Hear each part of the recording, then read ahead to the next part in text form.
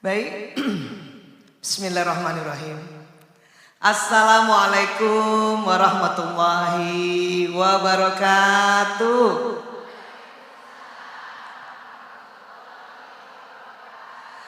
Insyaallah. Alhamdulillahirabbil alamin. Wassalatu wassalamu ala Rasulillah nabiyina Muhammad ibni Abdillah wa ala alihi wa sahbihi ajmain. Amma ba'd. Insyaallah. Bapak-bapak, ibu-ibu, ibu. Masya Allah, terdengar suara saya, Bu? Ibu, maaf yang di belakang terdengar? Alhamdulillah. Belakang lagi terdengar? Alhamdulillah, dada dulu deh. Masya Allah. Mau cakep, Bu? Mau cakep? Sekarang gampang katanya kalau mau cakep tinggal pantun. Iya kan? Iya. Makan durian dan dawet ayu. Bapak ibu yang keren, I love you. Alhamdulillah, Masya Allah, Alhamdulillah. Jazakumullah khairan kasiran, ini kami diundang kembali di Masjid Darussalam, Kota Wisata Cibubur, Masya Allah. Terima kasih Bapak Insinyur Novil Anoverta beserta seluruh jajaran. Alhamdulillah. Terima kasih juga Mas Hanif dan Bu Ica selaku pembawa acara. Selamat Mas Hanif. Ya, saya baru dapat kabar bocoran Mas Hanif 3 bulan yang lalu sudah ya akad nikah. Masya Allah, barakallahu fikum, Masya Allah.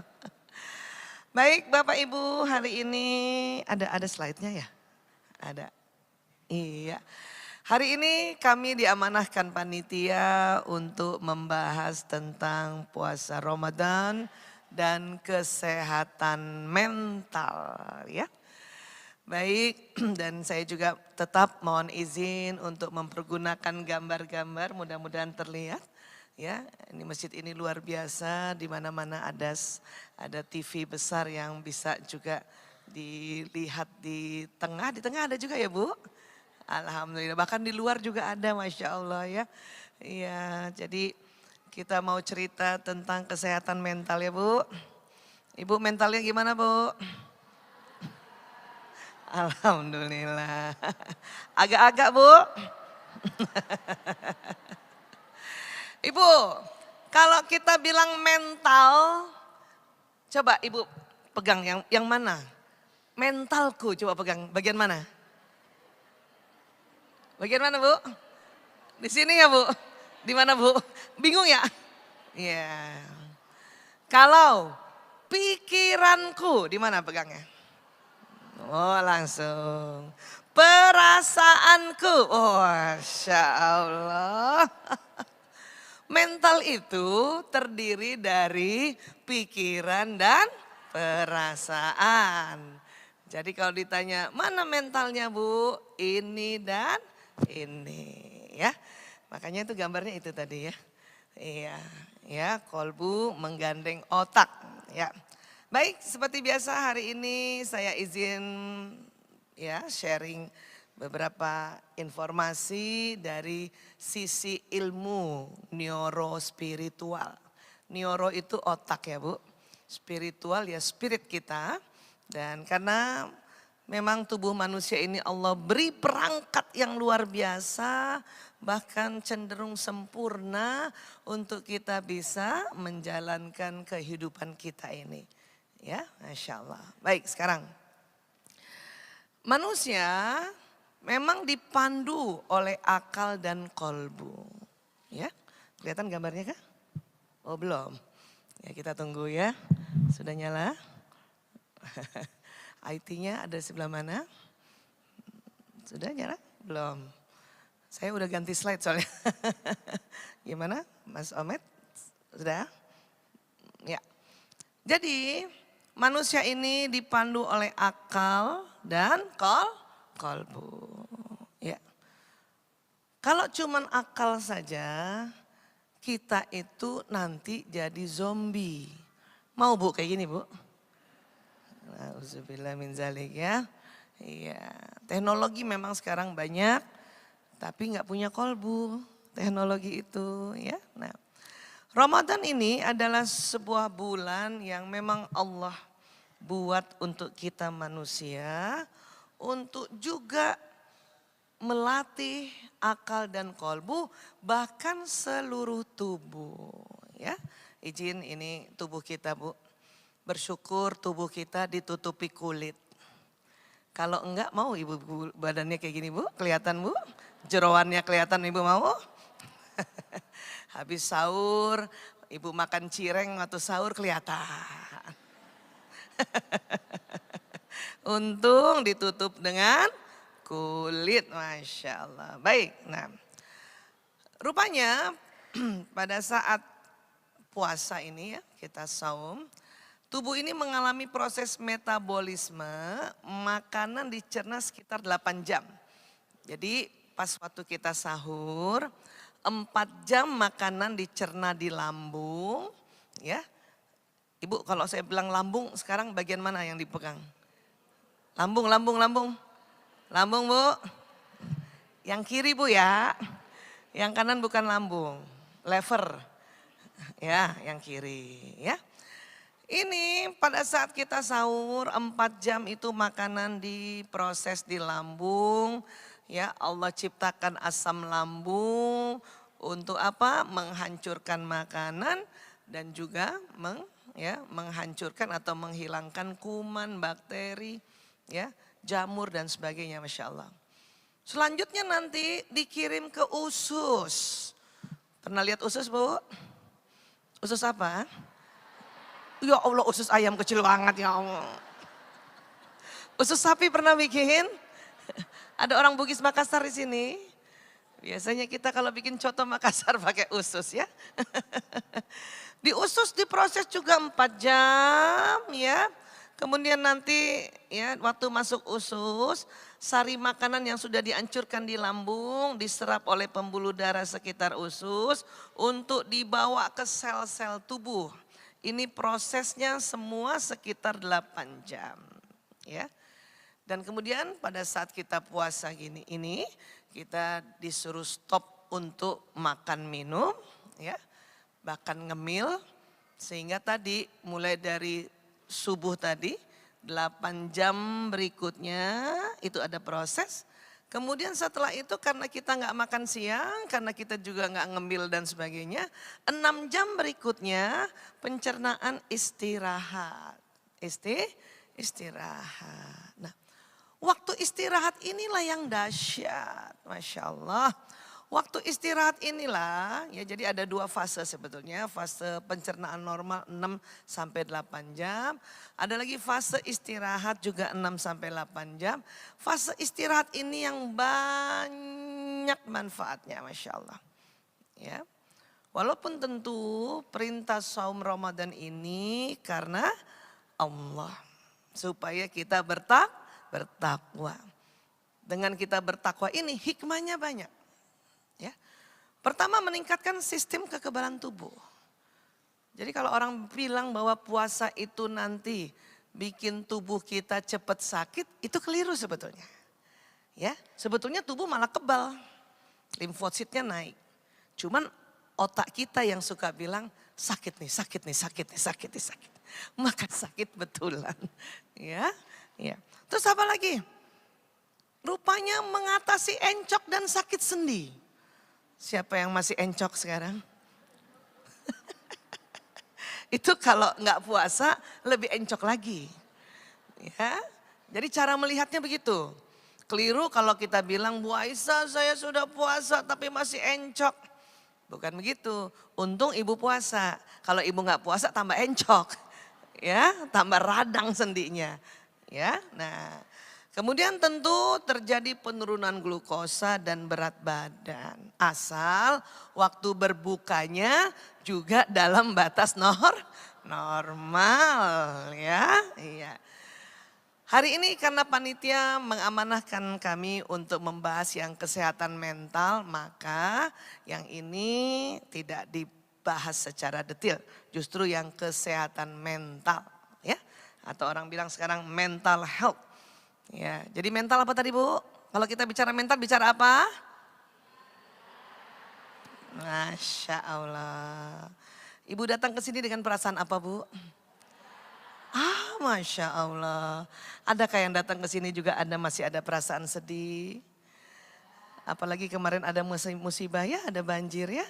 Masya Allah, siapa ibu-ibu, bapak ibu yang rumahnya kena banjir, Bu? Masya Allah, saya turut juga prihatin ya. Nah, pikiran dan perasaan kita inilah di Ramadan ini diminta oleh Allah untuk kita kelola atau untuk kita manage atau untuk kita atur ya. Kenapa Bu Aisyah puasa bisa meningkatkan kesehatan mental? Karena ini. Jadi ini bukan kata saya ya. Jadi banyak penelitian, banyak studi yang mengatakan bahwa dalam keadaan saum puasa, badan kita memproduksi hormon endorfin. Hormon apa Bu? Endorfin. Endorfin ini membantu meningkatkan mood saat beraktivitas. Nanti kita lihat di mana tempatnya ya. Ini bahas dulu istilah-istilahnya ya. Memang efeknya tidak langsung terjadi saat hari pertama. Ibu hari pertama puasa ya belum langsung endorfin itu keluar. Itulah ya makanya baginda Nabi SAW sebelum Ramadan itu di Sya'ban itu sudah dianjurkan ya latihan puasa. Supaya mulai di starter dari awal sebelum Ramadan. Jadi pas Ramadan hari pertama pun endorfin sudah keluar harusnya. Ya. Jadi endorfin kalau kita baru saumnya betul-betul cuma satu Ramadan waktu Sya'ban sama sekali ya, waktu ya Sya'ban sama sekali nggak Ramadan, nggak puasa Senin Kamis, maka kalau baru Ramadan kita puasa hari ketiga atau hari keempat baru endorfin keluar, ya. Tapi itu pun juga sangat menguntungkan. Di mana sih Bu Aisyah keluarnya endorfin itu? Nah sekarang kembali kita belajar otak. Waktu itu masih ingat kita belajar otak Bu? Iya, masih ada otaknya Bu? Nah, takut lupa Bu, Masya Allah.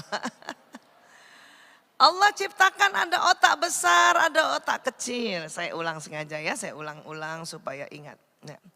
Terus nanti di dalam, di tengah ini, di tengah persis pertemuan alis tapi agak naik sedikit di atas. Coba pegang dulu Bu, Bapak. Nih. Ini kalau dibor ke dalam, ada namanya kelenjar pituitary ini, ya atau hipofise. Inilah yang akan mengeluarkan hormon endorfin tadi. Ada hormon lain namanya dopamin, ya. Jadi bentuk hormonnya banyak nih. Masya Allah, ya. Nggak usah dihafal bahasa Latinnya Bu, tapi pokoknya Ibu harus tahu, Bapak harus tahu bahwa disitulah keluarnya hormon rasa nyaman, hormon cinta, hormon bahagia, hormon kasih sayang, Masya Allah. Jadi kalau Ibu bertanya, kemana cintaku setelah bertahun-tahun aku menikah? Tetap ada Bu, tetap ada di sini. Makanya cinta tak pernah padam. Tetapi cinta juga tak pernah paham. Karena hormonnya nggak ada yang tahu tempatnya di sini. Ibu pernahkah waktu ibu sakit kepala otomatis begini tangannya? Nah itu maksudnya supaya hormon rasa nyaman keluar. Nanti dia masuk ke dalam pembuluh darah, masuk ke dalam jantung. Jantung nanti memompa seluruh tubuh. Makanya jadi ya dari awal misalnya keluar nih pelan-pelan nih memang ada waktunya nih Bu. Ya, nggak langsung zut gitu. Ya, dia ada beberapa menit. Makanya ibu habis kayak gini kan enak rasanya ya. Pertama enak di kepala, lama-lama kok enak di perasaan ya. Karena hormonnya nanti masuk di jantung. Bisa paham Bu alurnya Bu? Iya. Makanya banyak sekali ya orang-orang belajar bagaimana mengeluarkan hormon ini dari otak. Ya, gampang Bu. Ternyata selain dipijit-pijit kayak gini, bahkan ada yang dikerok sininya. Dikerok Pak, ya Allah. Pengen cepet-cepet keluar tuh hormon ya. Ternyata hormon rasa nyaman ini gampang keluarnya. Ya, mungkin waktu itu saya pernah cerita atau mungkin teman-teman Bapak Ibu pernah dengar juga di media sosial. Gampang keluar hormon ini dengan cara apa? Satu, tersenyum. Coba senyum dulu semuanya saya lihat. Masya Allah. Oh, Masya Allah. Bu, senyum Bu di belakang Bu. Ya. Senyum yang mengeluarkan hormon rasa nyaman. Kalau apa? Sudut kanan kiri seimbang. Karena ada orang senyumnya cuma sebelah. Senyum begitu Pak. Saya aja nyontohin udah susah Bu. Ih, kenapa bergema suaranya ya? Kok kayaknya enak yang tadi deh. Terlalu mantul. 1, 2, 3. 3, 2, 1. Ya. Senyum ya Bu. Masya Allah. Dan kalau senyum harus dipertahankan agak lama. Kata para ahli minimal tahan 7 detik. Ayo senyum Bu. Pak, senyum Pak, saya hitung. 1, 2, 3, 4, 5, 6, 7, 8, 9. Masya Allah. Masya Allah. Karena ada orang yang senyumnya cuma 2 detik saja. Gitu Pak, cuma begitu doang senyumnya. Itu hormon bingung, mau keluar apa enggak.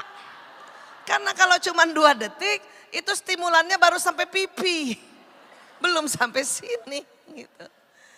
Paham ya Bu? Masya Allah. Apalagi yang bisa mengeluarkan? Ya itu tadi kita tertawa, senang seperti ini. Maka supaya di rumah hormon rasa nyamannya juga keluar. Dalam puasa tentu dia keluar otomatis.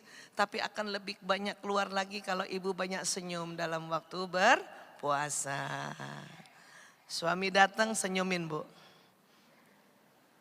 Abi. Anak datang juga senyumin. Kakak dari mana? Gitu. Nggak dibales Bu Aisyah. Oh.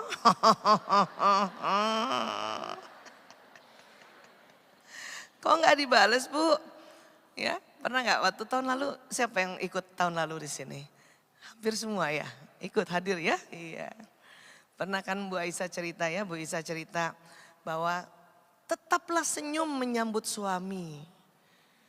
Walaupun dibalesnya agak lama dikit. Kok bisa begitu sih bapak-bapak membalesnya lama? Itu bukan baunya bapak-bapak, ini juga sunnatullah.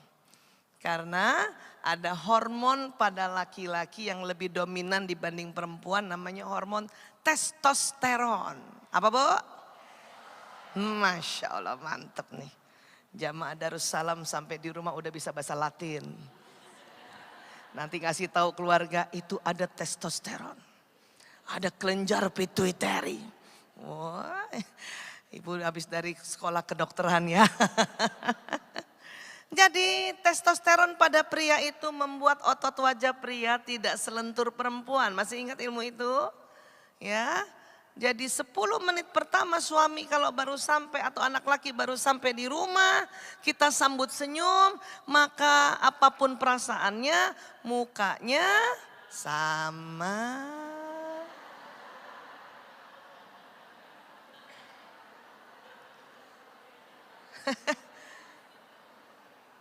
Tapi bapak-bapak nggak maksud marah sama ibu. Ya, saya juga dulu bertengkar gara-gara ini. Ramadan aja bisa bertengkar gara-gara ini.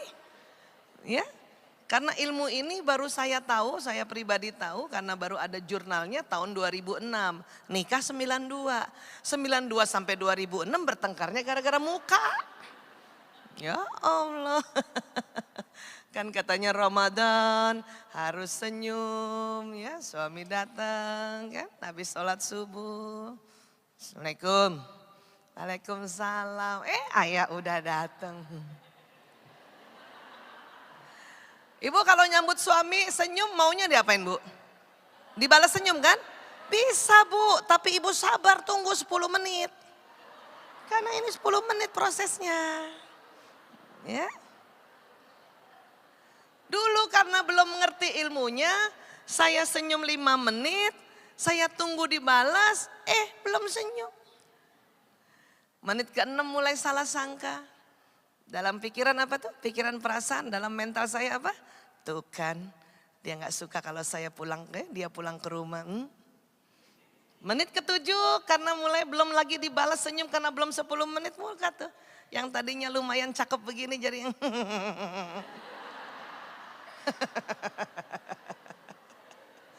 muka sama, nama sama, nyawa sama, ruh sama. Tapi muka kita Bu, angkat aja 2 nih sedikit gitu. Lumayan gak Bu? Dibanding sebelah. Apalagi kalau manyun, dua-duanya ke bawah. Udah jelek deh Bu. Ya.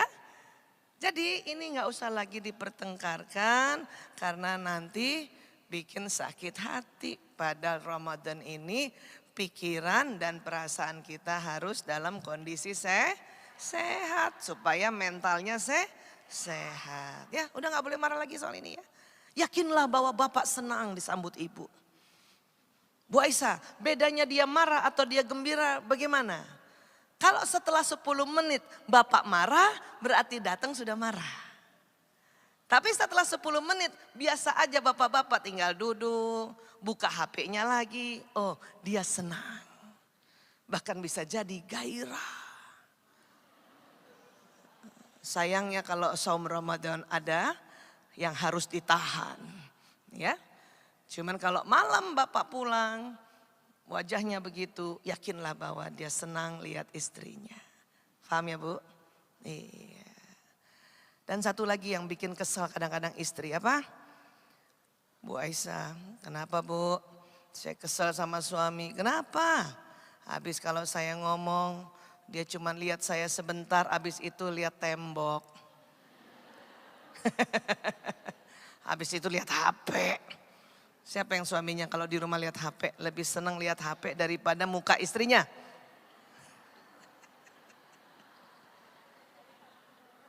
Ibu harus tahu ya, memang otak perempuan senang lihat wajah, otak laki-laki lebih senang lihat benda dibanding wajah. Ya. Suami saya saja habis sholat subuh setiap pagi dia lebih senang lihat motornya daripada lihat muka istrinya. Dulu juga jengkel gara-gara ini. Bulan Ramadan lagi jengkelnya, keselnya ya. Tapi setelah tahu ilmu ini alhamdulillah ya. Jadi otak perempuan tersusun untuk bereaksi orang dan wajah sejak kecilnya. Otak laki-laki bereaksi pada benda dan bentuknya sejak kecilnya. Maka ibu siapa punya anak laki Bu? Bu, punya anak laki Bu? Iya. Siapa yang punya anak laki dan punya anak perempuan juga? Pernah nggak waktu kecil ibu ya, ibu ada yang perhatikan nggak? Kalau anak perempuan, bayi perempuan kita gendong, kita tak tintung tintang tintung, dia selalu liatin kita. Kalau laki-laki nggak, tak tintung tintang tintung, dia lihat muka kita 5 detik, habis itu lihat mainannya. Nah itu laki-laki. Ya, jadi tidak usah ribut soal mata. Kalau punya anak perempuan supaya mengambil hatinya anak perempuan kalau lagi ngomong harus dilihat wajahnya.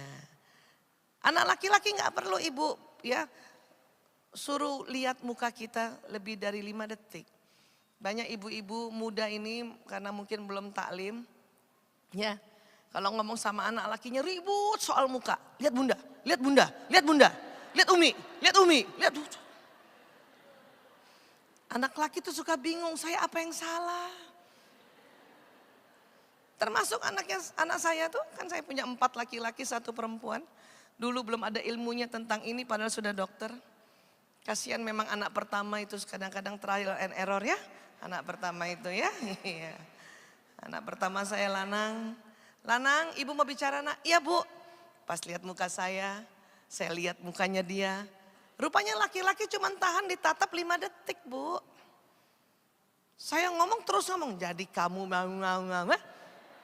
Itu anak laki saya, setelah 5 detik dia lihat muka ibunya, habis itu karena ibunya lihat terus muka dia begini nih. Ibu-ibu suka gitu kan. Yang sopan nak kalau bicara, lihat muka ibu nak, lihat muka ibu nak. Lihat lagi muka ibu, ibu ngomong lagi lebih dari 5 detik, dia goyang-goyang lagi. Yang sopan nak lihat muka ibu, akhirnya setengah jam cuman lihat ibu nak, lihat ibu nak, lihat ibu nak. Enggak ada nasihatnya. Kenapa Bu Aisyah kayak gini? Kenapa begini? Ini semata-mata juga ciptaan Allah. Apa itu? Putih-putih mata, putih-putih mata. Waktu tahun lalu ya saya sudah bilang, tapi sengaja saya ulang sedikit untuk masuk ke pikiran perasaan ya. Putih-putih matanya perempuan lebih lebar, lebih luas dibanding laki-laki. Ini yang menyebabkan perempuan senang kalau ngomong tatap wajah atau dilihat wajahnya. Kalau ibu mau ambil hatinya anak perempuan, setiap anak perempuan ngomong, dia tidak suka ibu sambil pegang HP. Dia sukanya sambil dilihat mukanya. Sudah bisa gitu Bu? Insya Allah sudah ya. Iya. Kalau laki-laki nggak perlu Bu, kalau laki-laki itu tadi ya. Kalau ibu mau anak laki-laki lihat muka ibu, ibu ngomong ya cuman 5 detik habis itu ibu nulis. Saya karena anak banyak ya, setiap saya nasihatin anak kan beda-beda nih anak ini. Jadi saya ambil kertas saya tulis Lanang. Jadi nak kan 5 detik ya, minggu depan kamu dapat uang tambahan, saya tulis tambahan 10.000. Nah waktu saya nulis anak laki-laki lihat muka saya. Ya. Dan jangankan anak laki-laki, bapaknya juga begitu kan. Iya nih lihat nih mata bapak-bapak nih. Kalau mau percaya nanti di rumah bercermin sama suami ya Bu. Ayo mana yang besar, mana besar, besar. Jadi laki-laki putih-putih matanya tidak seluas perempuan. Perempuan karena putih-putih matanya luas, maka wanita tahan lebih lama bertatap mata bila bicara. Laki-laki cuman sekitar 5 detik. Makanya nih saya kalau ada ibu-ibu curhat sama saya Bu Aisyah, saya kesel sama suami saya. Kenapa Bu? Setiap saya ngomong dia gak pernah mau lihat muka saya. Dia malah lihat televisi, malah lihat HP. Kadang dia lihat tembok Bu Aisyah. Apakah ya sudah luntur cintanya padaku? Enggak Bu, cinta tetap ada di sini. Cuman cara kita yang strateginya harus diganti. Maksudnya Bu Aisyah, kalau ibu ngomong sama suami, laki-laki tidak suka dijanjangin matanya Bu. Lebih dari 5 detik. Apalagi ngomong soal duit. Ayah tahu nggak apa-apa sekarang mahal. Suami cuma 5 detik lihat muka istri, habis itu lihat tanah. Jadi gimana Bu Aisyah? Ya ini saya lagi senang sekali kasih sosialisasi ini supaya ibu-ibu tambah harmonis. Nih lihat nih Bu, ini suami istri nih Bu. Kalau bicara sama suami, 5 detik saja pandang suami, habis itu tunduk Bu, tunduk. Kita hitung ya, nih. 1, 2, 3, 4, 5 tunduk. Masya Allah. Laki-laki yang menjadi suami senang melihat wajah istrinya, kalau istrinya cuma 5 detik lihat wajahnya, habis itu ibu tunduk. Setelah tahu ilmu ini saya juga ikut-ikutan. Saya kalau ngomong sama suami ya, ayah aku mau bicara, terus dalam hati hitung 1, 2, 3, 4, 5, terus tunduk, jadi gini ayah.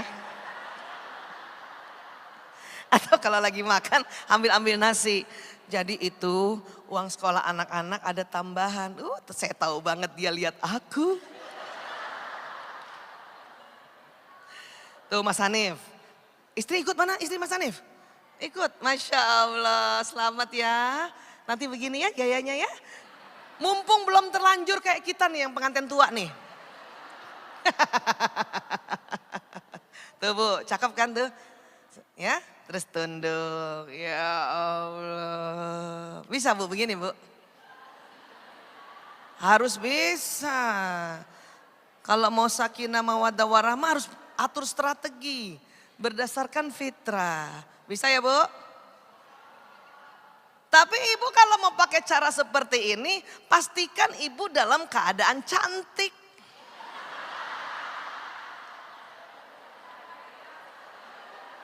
Jangan pas dilihat suami, ya Allah. Rambut belum dihena, aut-autan. Bibir pucat, koyok sepanjang leher. Baju robek. Terus ibu sok-sokan cantik gitu. Jadi gini Abi ya. Suami pas lihat, astagfirullahaladzim. Sudah semakin tua istri saya. Saya kalau belum cantik nggak berani pakai cara gini. Ya, kalau masih aut-autan, nah, pakai yang cara pertama yang ngau-ngau gitu. Maka suami nggak lihat saya. Tapi kalau udah mulai sudah pakai kudung, pakai lipstik sedikit ya, yang bajunya agak bagus, nggak kelihatan nih udah koyok semua dah. Ya jadi gitu. Ayah saja.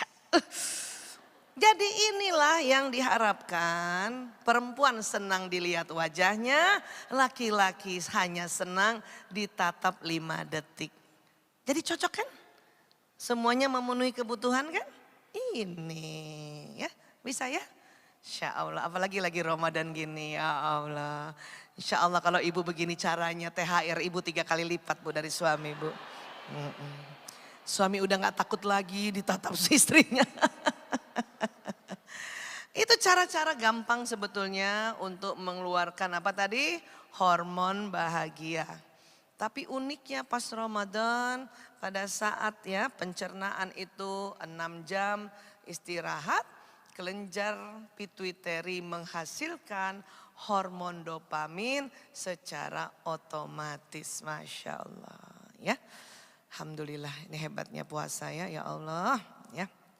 Baik sekarang apalagi sebetulnya yang bisa kita ya lakukan atau bisa kita kerjakan di Ramadan ini, banyak. Selain saum, ada qiyamul lailnya ya, ada sedekahnya, banyak banget Masya Allah, ada zikirnya ya. Sebetulnya apa yang nanti terjadi? Kalau di otak tadi, apa yang kita kerjakan selama Ramadan tadi ini? Keluar hormon bahagia. Terus di otak manusia juga, tahun lalu juga saya ingat pasti, karena setiap modul saya pasti cerita ini. Bahwa otak manusia ada sel otaknya ini, satu ini nih sel otak ini bentuknya kayak gini, jumlahnya 100 miliar. Satu sel otak kayak satu komputer. Kalau 100 miliar ada di otak, ada berapa komputer di otak kita Bu? 100 miliar. Nah komputer ini pada saat kita melihat sesuatu, mendengarkan sesuatu, merasakan sesuatu, dia tersambung-sambung tali-talinya, kabel-kabelnya di otak tuh. Nah itu. Membentuk apa? Membentuk memori. Membentuk apa? Membentuk ingatan. Ya. Dan rupanya supaya ingatannya kuat, sambungannya harus berulang-ulang. Itulah makanya mengapa Allah minta kita sholat itu berulang-ulang, ulang. Supaya sambungan tentang sholat semakin tebal. Sehingga badan kita tidak berat lagi untuk melaksanakan sholat. Ramadan juga datang berulang-ulang setiap tahun. Dan kita berpuasa berulang-ulang. Maka yang sudah terbiasa dibiasakan puasa sejak kecil sampai sekarang, maka neuron atau koneksi neuron sambungan puasanya sudah tebal. Sehingga waktu menjalankan puasanya sudah tidak berat lagi. Ini yang terjadi sebetulnya di otak kita. Ya. Makanya dalam belajar pun harus diulang-ulang. Tadi saya sengaja, mungkin tahun lalu saya sudah kasih, saya sengaja ulang lagi supaya makin ingat gitu. Makin ingat. Dulu waktu pertama kali saya belajar tentang muka laki-laki rata, itu kadang ingat cuma 1 hari saja. Ya, besoknya lupa kalau muka laki-laki rata. Akhirnya belajar lagi. Sampai sekarang karena hampir setiap hari saya ingat muka itu. Jadi kalau suami datang mukanya rata, saya sudah yakin bahwa dia laki banget. Tidak usah ribut lagi soal muka rata tadi. Ya, nah. Begitu juga kalau kita mau baca Quran, mau hafal Quran. Makanya ada namanya istilahnya murojaah. Karena pada saat kita mengulang, kabel-kabel di otak semakin tebal, semakin tebal, semakin tebal, semakin tebal. Akhirnya ya lama-lama ingat kita. Betul Bu? Iya, Masya Allah. Otak saya juga sudah 2 kali ke tempat ini dengan hari ini. Insya Allah semakin tebal neuronnya. Ya, semakin ingat gitu. Oh, seperti ini masjid yang luar biasa ya, Masya Allah. Nah, itu di otak. Sekarang, kenapa kita suka bilang perasaan di sini? Ya, tadi memang hormon yang ada di otak kita ini akan turun ke jantung. Ini, makanya berkumpul hormon itu, makanya kita rasa senang. Bisa paham ya Bu? Tapi Bu Aisyah, kenapa juga kalau kita kesel, kita jengkel, kita marah, di sini juga yang terasa? Karena ada hormon juga yang bukan hormon senang atau hormon bahagia. Ada namanya hormon stres. Di mana hormon stres? Di atas ginjal. Di mana ginjal itu? Sekitar pinggang. Coba pegang dulu pinggangnya Bu, 2 pinggangnya. Iya, masih ada? Kalau saya sudah rata Bu. Jadi apa yang kita ucapkan akan jalan di sistem saraf karena sistem saraf kayak kabel listrik. Saya kesal, saya marah, saya takut, saya sedih. Omongan itu akan jalan di sistem saraf dan sampailah pada kelenjar yang di atas ginjal, namanya kelenjar adrenal. Dia akan mengeluarkan hormon stres.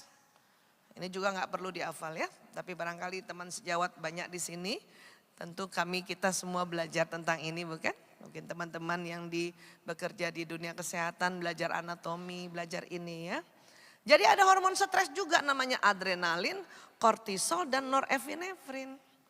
Sebetulnya hormon stres ini sengaja Allah keluarkan tiap hari. Tapi dengan jumlah yang tidak banyak. Untuk apa? Untuk tubuh juga bersiaga. Dikala tiba-tiba ada hal-hal yang berbahaya. Ya, gempa misalnya karena ada hormon yang keluar ini tubuh tuh langsung bisa melakukan hal-hal untuk perlindungan. Banjir. Seperti yang lalu ya, musibah banjir bandang itu tubuh itu. Walaupun kadang-kadang ya kita suka heran kenapa ya saya bisa loncat 3 meter gitu ya. Itu karena hormon ini juga sebetulnya. Tapi kalau ya kita selalu bicarakan tentang emosi-emosi yang negatif, maka hormon yang keluar dari kelenjar adrenal ini semakin banyak. Semakin banyak. Ini pun nanti masuk pembuluh darah, bukan pembuluh saraf, masuk pembuluh darah, berkumpul juga di jantung. Makanya terasa juga di jantung. Kesal, marah. Ya enggak Bu, Ibu kalau kesal marah pegangnya di mana? Di sini ya. Itu jantung Bu. Walaupun orang suka bilangnya hati. Hati secara anatomi lever yang di sini. Ibu pernah kalau marah, ya Allah aku marah gitu? Enggak kan? Kalau ibu pegang di sini ya itu berarti ibu fatty liver. Levernya berlemak. Tapi selalu di sini. Kenapa juga disebut hati jantung ini? Ya karena dulu nenek moyang kita belum sampai vocabulary kata-kata sampai di jantung. Baru taunya hati, hati, hati. Ya. Maka kalau sekarang kita bicara di dalam ya Quran, Allah selalu ucapkan atau selalu mengabarkan tentang istilah kolbu. Ya. Bahkan Allah menyebut kata kolbu beserta turunan katanya dalam 53 ayat.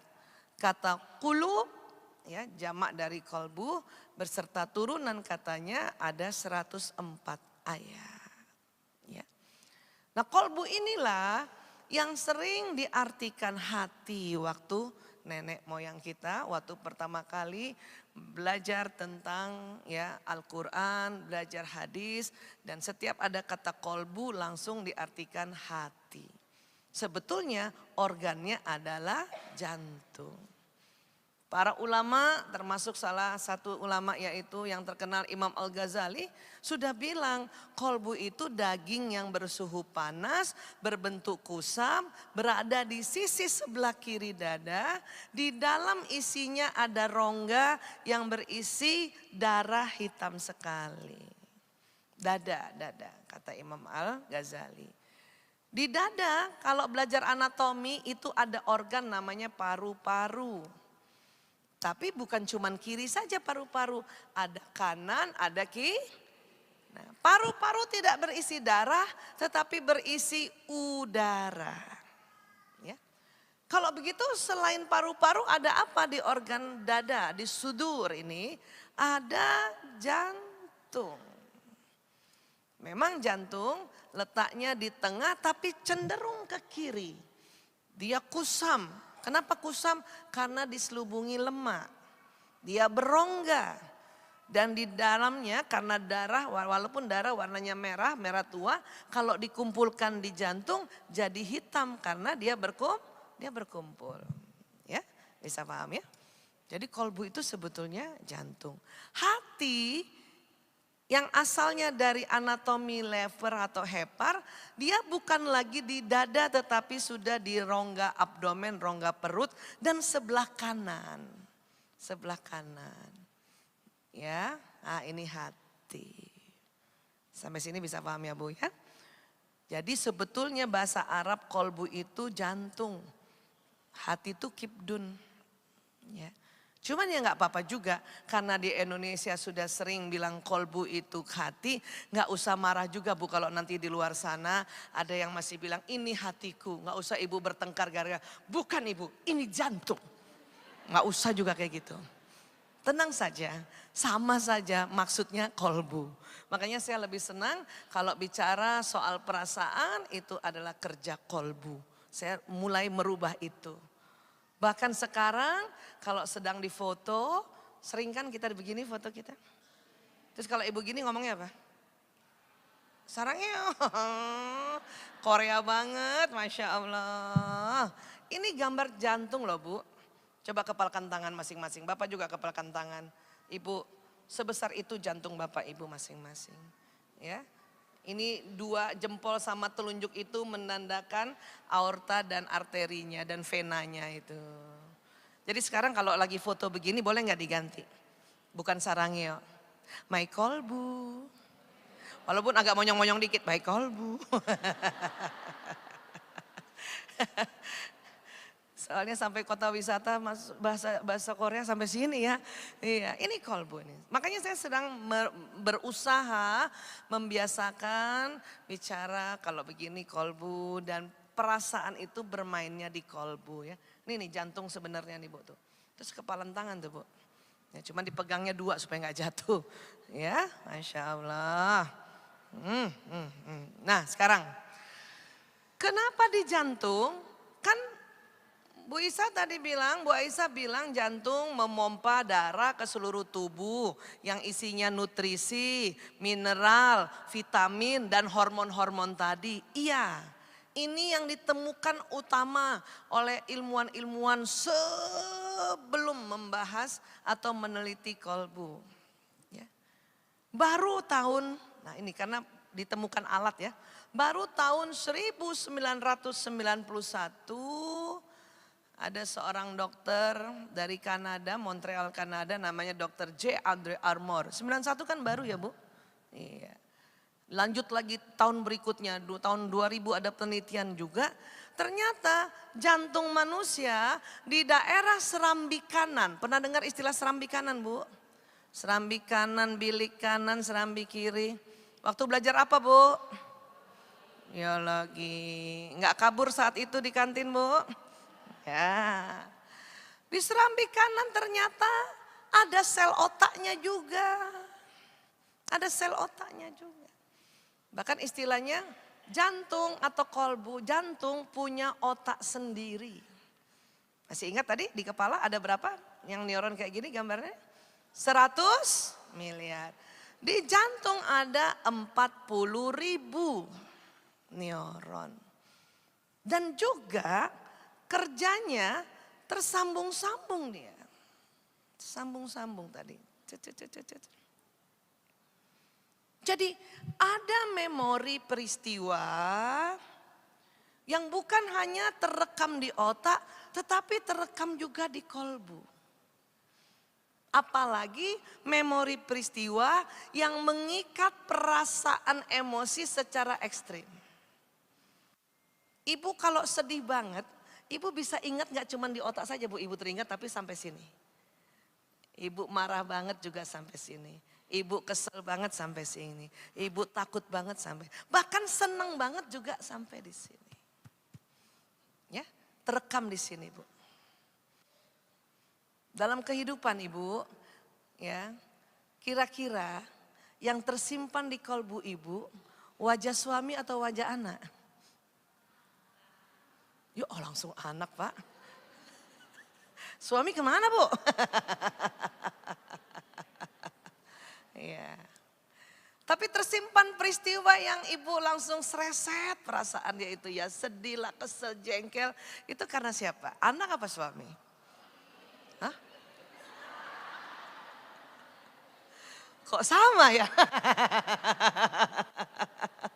Ibu pernah nggak misalnya dalam bertahun-tahun berumah tangga, ada yang suami ucapkan atau suami gayanya suami, terus bikin ibu ngilu sini, ngik gitu ya, ngik.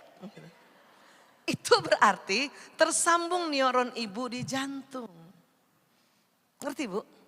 Ditambah lagi kalau ibu nih pas lihat suami, ya muka rata itu aja kadang-kadang ngilu loh. Udah kita senyum, muka dia rata, nyek. Ditambah lagi kalau kita ngomong, aku kesel sama dia. Oh, hormon yang ada di kelenjar adrenal keluar. Berkumpul lagi di jantung. Makanya ibu udah ngilu, deg-degan. Dudak, dudak, dudak, dudak, dudak. Kayak di hujam belati. Duk. Terasa gitu Bu? Nah itu ini, selain hormon tadi yang menohok ke pembuluh darah masuk ke jantung, hormon yang di atas ginjal tadi, ini juga terekam. Dan muka rata itu tiap hari Bu. Ya gak sih? Kalau ibu belum belajar, tiap hari ketemu suami mukanya rata. Dan memang rata-rata suami 10 menit pertama ketemu istrinya mukanya begitu Bu. Ya, ibu siapa yang senang dijemput suami kalau habis dari taklim dijemput suami? Senang dijemput suami Bu? Di suatu misalnya pergi kemana-mana dijemput suami senang Bu? Senang, saya juga sama senang. Pas sampai mobil mukanya rata kayak tadi. Mulai lagi ngilu di sini. Bayangkan 33 tahun katakanlah ya. 33 tahun berarti 33 tahun ketemu. Buka pintu muka rata. Maka sambungan itu tebal. Ya, hanya gara-gara itu. Maka memang perlu dimasukkan ilmu di otak juga agar ya setiap mau tersambung lagi sudah langsung ibu counter dia. Dengan cara apa? Ya, ingat ilmunya. Tapi kadang ilmu ini sering terblokir Bu. Memangnya kenapa Bu Aisyah? Karena ilmu tempatnya tuh di otak bagian depan. Di sini. Sini Bu. Coba pegang dulu belakang dahinya Bu. Disitulah tempat ilmu. Di sini namanya safe happy memory, termasuk ilmu. Kita taklim, semua ilmu masuk di sini. Namanya prefrontal cortex, itulah tempat akal. Ya, tempat akal. Ini kalau tempat akal kita kosong, nggak ada isinya Bu, itu cepet banget tuh kolbu ibu ngik itu. Ya. Makanya harus diisi di situ. Oh, ternyata suamiku nggak marah kalau mukanya rata. Dia ternyata laki banget. Kenapa? Karena ada hormon testosteron. Masuk di sini Bu, ilmunya. Ya, jemput aku, muka suami rata. Oh enggak, dia nggak marah. Saya dulu nggak ngerti loh Bu. Saya sama suami sama-sama dokter. Kami belajar anatomi beginian nih sejak tahun 1987. Tapi penelitian tentang otak pria wanita baru 2006 masuk di Indonesia. Makanya itu saya senang sekali sosialisasikan. Ya, makanya masukin ilmu di situ. Dulu saya Bu kalau dijemput suami kan, waktu itu bukan jam WA, SMS. Saya jemput kamu, ya Allah senang banget ya Allah Bu. Saking senangnya agak lebay, pamitan 1 jam sebelum kepulangan. Saya pamit sama teman-teman dokter. Saya waktu itu kerja di Rumah Sakit Pondok Indah, urus narkoba di lantai 5. Saya pamit sama teman-teman dokter. Aku pulang duluan ya, suami aku jemput aku. Ya Allah senang. Lantai 5 Bu. Turun ke lantai dasar pakai lift masih senang. Ingat ini juga deg-degan nih Bu. Kenapa? Hormon dopamin keluar. Ya, SMS suami jemput terikat di sini. Turun, jalan di dasarnya rumah sakit masih senang. Ke parkiran cari mobil masih senang. Mulai nggak senang kapan Bu? Buka pintu mobil. Assalamualaikum ayah. Laki-laki begini. Selam. Muka rata yang tadi Pak. Muka rata. Dulu nggak ngerti saya. Lihat muka suami rata kayak gitu saya langsung marah. Zaman dulu belum ada Grab, belum ada Gojek. Apa saya bilang? Tahu gini aku naik taksi.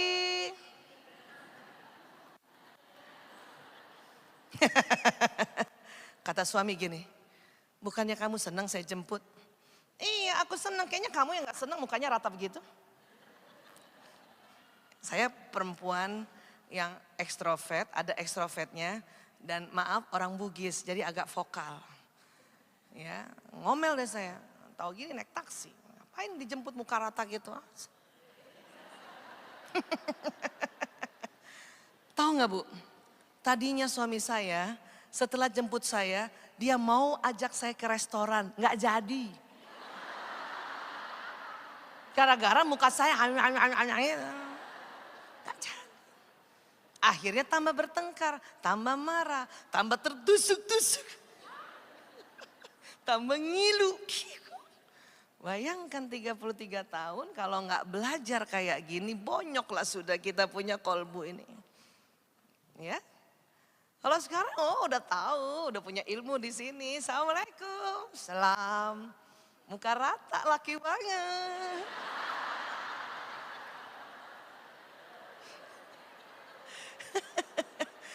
Malah nggak perlu nunggu dia ngajak ke restoran. Saya yang ngomong, kita ke restoran yuk. Iya.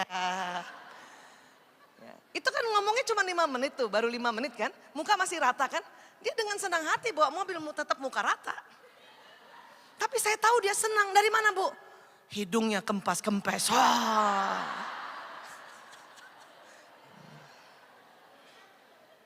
Boleh nggak usah marah gara-gara ini Bu? Iya. Karena itu tadi, laki-laki seperti itu tuh ganteng Bu. Ganteng itu. Nih, ganteng Bu ini. Ini yang disebut wibawa. Anak sekarang bilangnya cool bet. Cool banget, Sheila.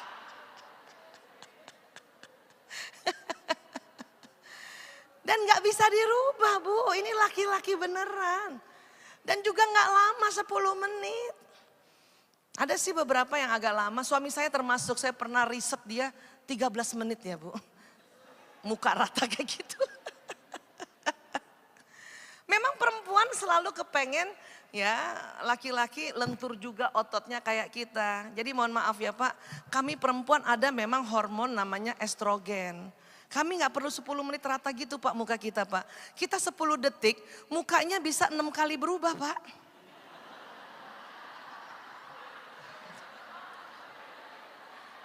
Nggak 10 menit. 10 detik ya nggak Bu? Ibu kalau ketemu temenan gitu kan. Apa kabar Mbak? Baik, tahu nggak? Iya apaan? Ayang bener. Masa itu 6 kali berubah Bu. Dan ini juga Pak, maaf Pak, ini juga cantiknya perempuan Pak. Enak punya istri mukanya rata, enggak rata Pak, mukanya berubah-berubah, enak Pak. Daripada muka rata Pak. Mau Bapak disambut, ayah dari mana? Kenapa baru pulang? Mau Pak begitu Pak? Kan lebih cantik istri, ayah dari mana?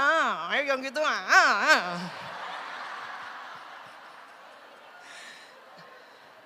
Bapak baru sadar, oh iya ya istri saya begitu ya. Iya. Nah ini gantengnya laki ya Bu, terima ya Bu. Masukin di otaknya. Laki-laki, ayo Bu.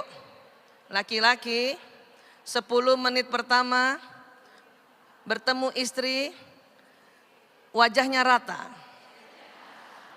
Berarti laki banget. Nanti setelah 10 menit Bapak senyumlah, Bapak ketawa lah. Setuju? Atau ada ibu baru masuk suaminya buka pintu, mukanya sudah assalamualaikum. Mau begitu? Bunda, ayah kangen banget. Mau begitu suaminya? Kan lebih gagah tadi kan, waktu buka pintu, muka dia rata kan, salam. Kan lebih gagah Bu. Ibu mau suami ibu pas ibu buka pintu, assalamualaikum, terus suami langsung begitu, salam. Mau begitu suaminya? Saya mah pilih yang rata Bu. Walaupun setelah 10 menit dia begitu lain hal. Nah ini semua ilmu ini harus masuk di otak kita Bu. Harus masuk di otak depan kita ini. Karena disinilah tempatnya ilmu pengetahuan, prinsip hidup, nasihat, pengalaman positif, pengaruh di sini. Di sini. Makanya perlu taklim. Perlu belajar, baca buku. Sekarang belajar enak bisa di media sosial. Emang boleh Bu Aisyah sering-sering ya pegang media sosial? Boleh aja asal urusan yang lain sudah beres. Dan kalau cari media sosial, cari yang kontennya bermanfaat. Jangan yang TikTok kan joget-joget terus. Apa teh.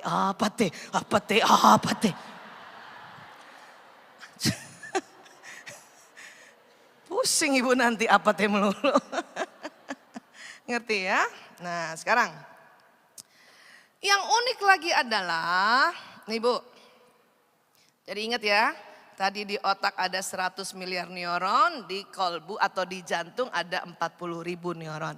Yang disebut kolbu adalah bagian yang 40.000 neuron tadi. Ya, jadi ini ada seperti ininya juga. Bahkan sebetulnya Imam Al-Ghazali sudah lebih dulu mengatakan, Imam Al-Ghazali bicara soal ini tahun 1110 Masehi. Baru diteliti oleh J. Andre Armour tadi 1991. Memang waktu zaman Imam Al-Ghazali belum ada MRI untuk kardio. Tapi Imam Al-Ghazali selalu diberi petunjuk oleh Allah setiap mau meneliti sesuatu.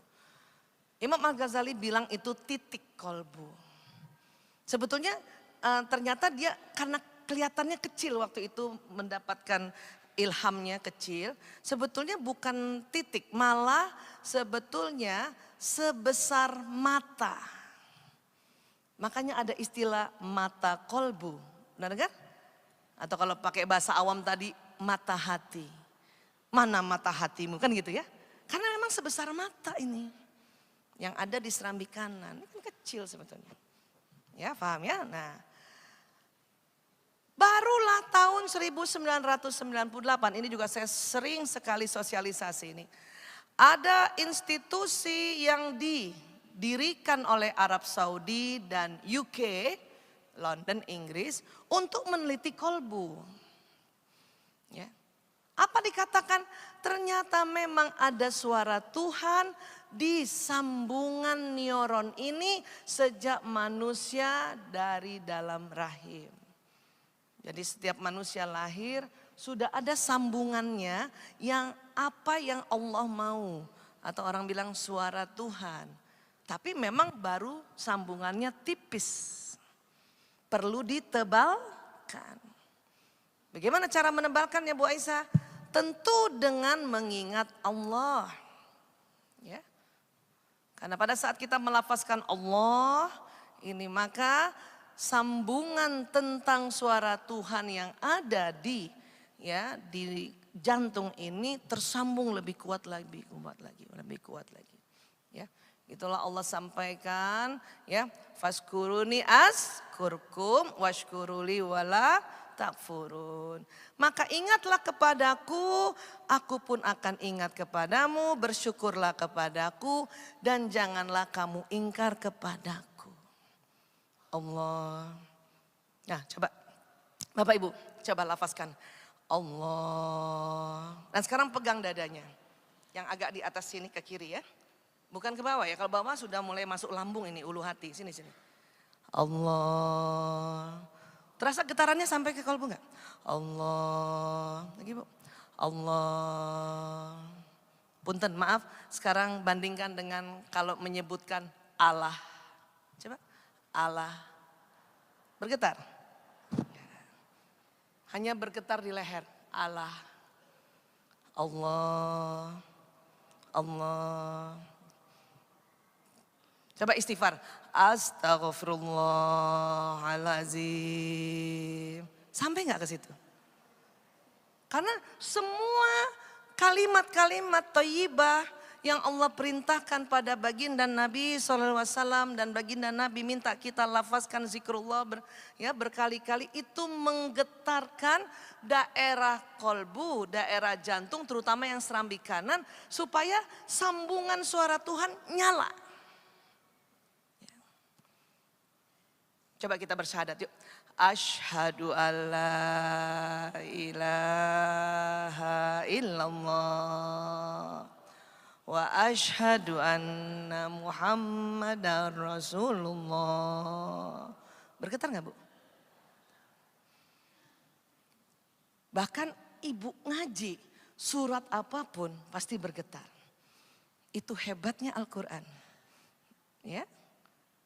Memang Allah bilang bahwa Al-Quran ini dalam bahasa Arab agar Nabi Muhammad mengerti. Dan rahasia berikutnya ya, huruf-huruf yang diatur sedemikian rupa di Al-Quran itu setiap kita lafazkan itu sampai getarannya di kolbu, di dada, maka nyala suara Tuhan di situ Bu. Ya. Coba deh Ibu baca basmalah. Bismillahirrahmanirrahim. Sampai gak Bu? Coba masing-masing baca surat Al-Ikhlas yuk. Qul huwallahu ahad. Allahus samad. Lam yalid wa lam yulad. Wa lam yakul lahu kufuwan ahad. Dan memang juga kenapa kita disuruh untuk belajar lebih lagi dalam waktu kita mengaji metode tahsinnya, mahrajnya. Karena dia akan bikin bergetar. Baca Al-Ikhlas tidak pakai tajwid itu nggak sampai sini getarannya. Kul itu arti qalqalah, kul. Kalau cuma tipis kul, selain artinya beda. Kul katakanlah, kul makanlah. Kul nggak sampai sini. Coba Ibu bilang kul. Cara rasakan kul. Nggak sampai kan? Tapi kul. Huwallahu ahad. Bergetar nggak? Iya. Bahkan nyanyi sekalipun itu nggak bergetar loh Bu. Nyanyi itu cuma sampai leher. Coba ya, maaf ya ini cuma buat ngetes, bukan mau nyanyi-nyanyi aja. Balonku ada 5, coba Bu. Balonku, cari getarannya di dada, ada 5, ada getarannya? Adanya di sini nih. Balonku ada 5 di sini memang. Nyanyi-nyanyi itu begitu. Tapi kenapa lagu itu diingat? Ya memang karena diproses di otak kiri dan kanan. Tapi nggak sampai ke sini. Tapi anehnya lagu-lagu yang syairnya itu salawat, itu pasti bergetar. Atau lagu yang syairnya ya tentang arti dari ayat-ayat suci itu bergetar loh Bu, bergetar sampai sini. Coba nanti ibu latihannya selama Ramadan ini. Sewaktu misalnya ibu sholat sendiri pun. Maka orang pada saat sholat sendiri ya. Doa yang harus dilafazkan agak zahir sedikit. Tidak hanya disirkan saja. Supaya setiap ibu baca lafaznya itu bergetar. Dan pada saat ibu ikut sholat jamaah juga. Imam yang membacakan ya. Asal ibu mendengarkan langsung buangnya ke kolbu, bergetar loh Bu. Di Ramadan kita bukan hanya sholat wajib saja. Sholat sunnah semua kita kerjakan. Apalagi qiyamul lail, taraweh. Ya. Imam setelah Al-Fatihah baca surat panjang. Tolong supaya nyala kolbu kita, dengarkan langsung bawa ke kolbu. Ini bergetar loh Bu. Kadang ibu gak tahu artinya, bapak gak tahu artinya, itu bisa nangis. Jadi waktu dengar ya tolong tidak bawa ke atas kepala. Kalau ibu bawa atas kepala, mulai kepala menganalisa, akal menganalisa. Ya Allah panjang nih gitu. Iya kan? Ya. Nun, oh udah langsung aduh panjang nih waduh. Itu kalau dibawa ke kepala. Tolong dengar langsung kirim. Dengar langsung bayangkan gitu ya, langsung kirim ke kolbu. Nanti rasakan Masya Allah. Bisa paham ya Bu ya? Iya. Nah, namun suara Tuhan ini juga sering tertutupi dengan peristiwa-peristiwa yang tadi. Kekesalan kah, kemarahan kah, kejengkelan kah. Ya.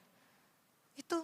Kenapa? Karena memang di dalam kolbu ini kan memang kecil nih bentuknya mata ya. Tapi dalam dia Bu. Suara Tuhan sering terbenam. Karena setiap ada peristiwa baru itu ada sambungan baru. Sehingga sambungan lama karena suara Tuhan itu ada sudah tersambung sejak kita dalam rahim. Ya. Kemudian pada saat bayi.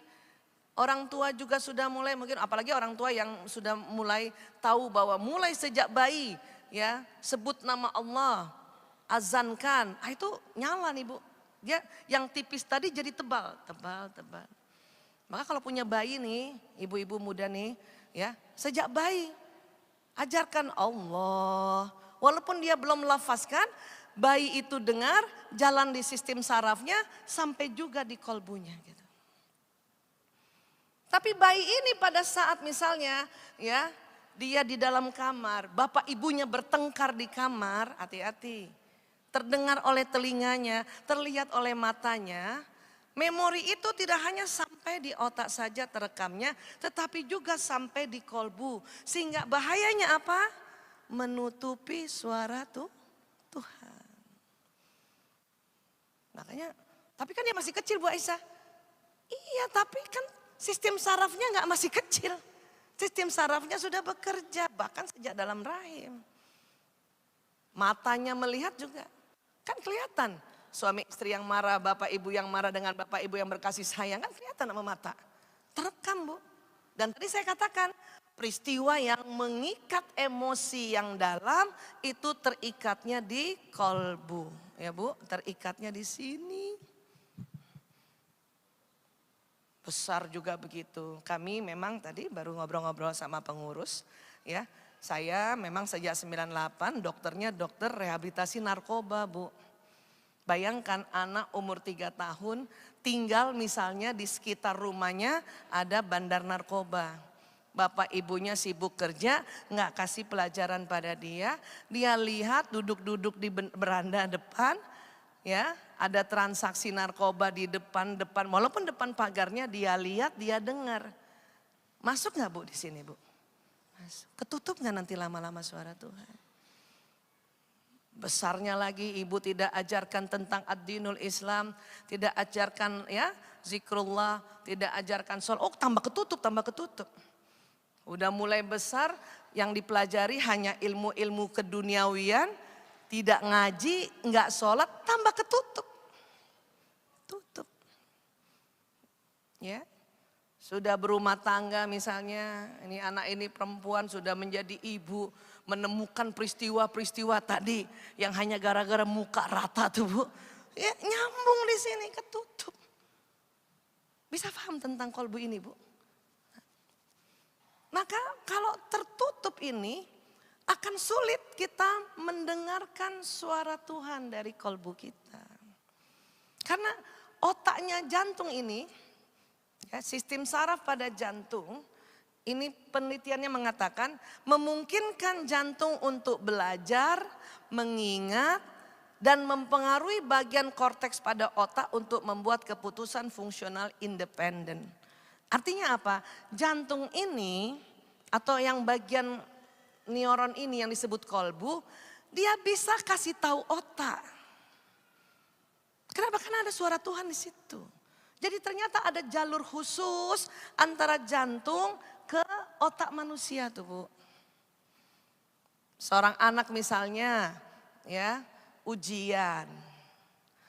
Otaknya nih karena di dalam otak ada otak emosi. Memang sudah dikasih tahu sama guru-guru. Kerjakan sendiri yang jujur. Oke, masuk di ilmunya di sini. Belum pakai nama Allah, belum pakai diberitahu sifat-sifat Allah. Cuman masuk di sini ilmunya tuh. Tapi waktu ujian karena ada otak emosi, takut ibunya marah kalau nilainya jelek, takut bapaknya mukul kalau nilainya jelek, takut sekolahnya malu kalau nilainya jelek, maka otak masih bisa memberitahu anak ini untuk udah nyontek aja. Guru nggak lihat ini. Kalau kolbunya juga nggak pernah ibu touch dengan atau ajarkan bahwa Allah maha melihat, Allah maha mendengar. Walaupun gurumu tidak ada, nggak nyala kolbu itu nggak bisa mengerem apa yang dikerjakan oleh otak yang dipengaruhi oleh emosi yang negatif. Tapi kalau kolbunya ibu ajarkan untuk dia ya, nah Allah maha melihat, nah Allah maha mendengar, Allah itu masuk loh. Ajaran-ajaran tentang Allah itu pasti masuk ke dalam kolbu. Maka kolbu akan pada saat otak juga bilang, udah nyontek aja gak kelihatan ini. Nanti kalau nilaimu jelek dimarahin ibumu loh. Kolbu langsung ngomong, no jangan. Allah maha melihat, Allah maha mendengar. Begitu kerja nih sebetulnya. Paham sampai sini Bu? Bulan Ramadan ini bulan kesempatan untuk kita mengajari diri kita lagi, mengajari keluarga dengan hal-hal yang ya Islam ajarkan. Mulai dari kita bangun pagi, bangun ya untuk sahur, sambil menunggu sahur, ajarkan itu adalah waktu sahar, waktu yang bila kita istighfar, luar biasa istighfarnya Allah mendatangkan rejeki, Allah mendatangkan jalan keluar setiap masalah, ajarkan istighfar, itu nyala Bu. Ya, kemudian sholat subuh dan seterusnya. Oh Masya Allah, kebayang ya kolbu yang luar biasa ini, yang suara Tuhan sempat tenggelam, ya nyala lagi, nyala, semakin kuat ya nyala. Tapi Bu, agak susah juga nyalanya keangkat ke atas kalau peristiwa-peristiwa yang ibu alami masih luka. Atau masih ibu rasa sedih, masih ibu rasa marah, masih ibu rasa jengkel, masih terikat di sini. Ya. Makanya banyak orang juga, Bu Aisyah, saya udah ngaji, saya sudah sholat, tapi kok saya masih ingat banget suami saya bilang begitu. Karena ikatan di sini masih terikat kuat Bu. Ibu harus lepaskan. Mungkin Bapak juga ya. Bapak sekarang sudah tobat misalnya mau bisnis dengan syariah. Tapi kok nggak bisa maju-maju ya. Karena punya rekaman memori pernah ditipu oleh teman. Pernah ya gagal berbisnis. Itu terekam juga di kolbunya Pak. Maka ini harus dilepaskan dulu. Cara melepaskannya apa Bu Aisyah? Masya Allah, Allah sudah ajarkan. Dengan apa? Lafazkan zikrullah. Yang untuk emosi-emosi negatif. Kalau sedikit ya Allah kan memberikan ujian, berikan sedikit rasa takut, ya, Rasa kekurangan harta, kekurangan jiwa, kekurangan mental, bahkan kekurangan buah-buahan, kita disuruh bersabar. Dengan apa? Mengucapkan apa? Inna lillahi wa inna ilaihi rajiun. Itu ikatan yang tadinya keikat banget Bu, terlepas. Tapi lepasannya nggak bisa lepas begini lagi, tetap menempel. Kemarin Ibu ada banjir bandang, ya. Mungkin pasti saya yakin ibu-ibu mengatakan innalillahi wa inna ilaihi rajiun ya Allah, innalillahi wa inna ilaihi. Walaupun ibu yang mengalami, kita pun yang tidak mengalami hanya melihat saja sudah innalillahi wa inna ilaihi rajiun. Ya. Tapi kenapa masih sedih Bu Aisyah? Ya kalau ibu-ibu yang mengalami, bapak-bapak yang mengalami, ikatan ini banyak. Makanya istirjanya harus banyak juga, nggak bisa cuma satu kali. Innalillahi wa inna ilaihi rajiun supaya ikatannya terlepas. Sampai sini bisa paham yuk? Adakah lain kalimat-kalimat ya thayyibahnya selain istirja? Ada apa? Istighfar. Astagfirullahaladzim, astagfirullahaladzim. Ya. Walaupun ini sudah lampau, justru yang lampau itu yang mau dibuka Ibu, yang mau dibuka. Ibu pernah nggak lagi masak, lagi nggak nginget apa-apa, tiba-tiba dada ibu nggak enak aja, terus tiba-tiba ada kiriman pesan, ya, memori yang di kolbu ini naik ke kepala, ingat kenapa? Ya, ingat tentang pernah dimarahin suami, pernah dihardik anak, terus ibu ngilu itu, pernah gitu Bu? Itu berarti, ya, kabel-kabel itu minta tolong untuk dilepaskan. Maka segera ibu istighfar walaupun ibu masih masak kolak. Astagfirullahaladzim ya Allah. Astagfirullahaladzim ya Allah. Astagfirullahaladzim ya Allah. Itu supaya ikatannya kebuka Bu. Ngerti ya Bu? Bahkan kalau perlu ya makin afdal lagi tambahkan. Allah juga yang suruh di Ali Imran 159. Fa'fu anhum wastaghfir lahum. Maka maafkanlah mereka dan mohonkan ampun bagi mereka.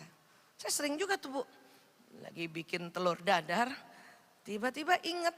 Kenapa ingatnya? Gara-gara telur dadar juga tuh. Saya berapa tahun yang lalu pernah dimarahin.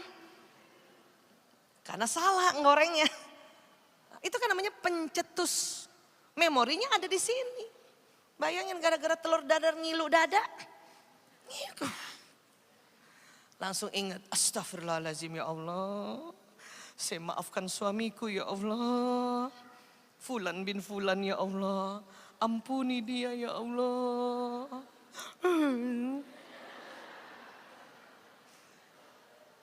Itu yang namanya ya ikhtiar memaafkan. Supaya apa? Supaya ikatan di kolbu ini terlepas, tidak uwel-uwel Bu. Tapi dia tidak bisa terlepas plus gitu. Tetap tersambung. Jadi tetap masih ingat peristiwanya Bu Aisyah? Iya. Makanya kalau ada orang yang bilang saya sudah memaafkan tapi tidak bisa melupakan. Itu betul. Memang begitu. Sengaja Allah tidak lepaskan koneksi neuron supaya tidak lupa banget Bu. Untuk pembelajaran. Jadi besok-besok ya goreng telur dadar yang benar. Supaya nggak dimarahin lagi, gitu maksudnya. Sampai sini bisa paham Bu? Antara kerja pikiran, perasaan, nah itu yang namanya mental. Oh Bu Aisyah, saya mah kalau gitu udah mahir, istighfar melulu. Alhamdulillah syukur. Tapi kok masih berarti tambah aja lagi istighfarnya Bu. Barangkali sambungannya tebal, ikatannya kuat. Maka ibu ingat lagi astagfirullahaladzim, astagfirullahaladzim. Dan istighfarnya juga ibu harus rasakan sampai betul-betul sampai ke sini. Astagfirullahaladzim. Rasakan, rasakan. Banyak orang istighfar kalau kecepatan. Astagfirullah, astagfirullah, astagfirullah, astagfirullah. Enggak masuk. Enggak sampai ke sini Bu. Enggak kebuka ikatannya. Rugikah Bu Aisyah? Kalau kita tidak membuka, rugi Bu. Apa ruginya? Lama-lama suara Tuhan terbenar. Sehingga kita nggak ada yang nuntun dalam hidup di dunia ini. Memang Allah sudah kasih Al-Quran di sini agar apa? agar cahaya ilahi terus nyala. Paham ya Bu? Iya. Ngomong-ngomong jam berapa ya? Saya bisa sampai besok kalau disuruh ngomong nih. Mas Hanif, masih ada waktu? Ada sesi tanya jawab nggak? Ada. Oh ya udah, sekarang siapa mau tanya? Ayo dibantuin Mas. Mbak Ica mana? Bu Ica ya namanya ya? Masya Allah. Masya Allah, luar biasa sekali.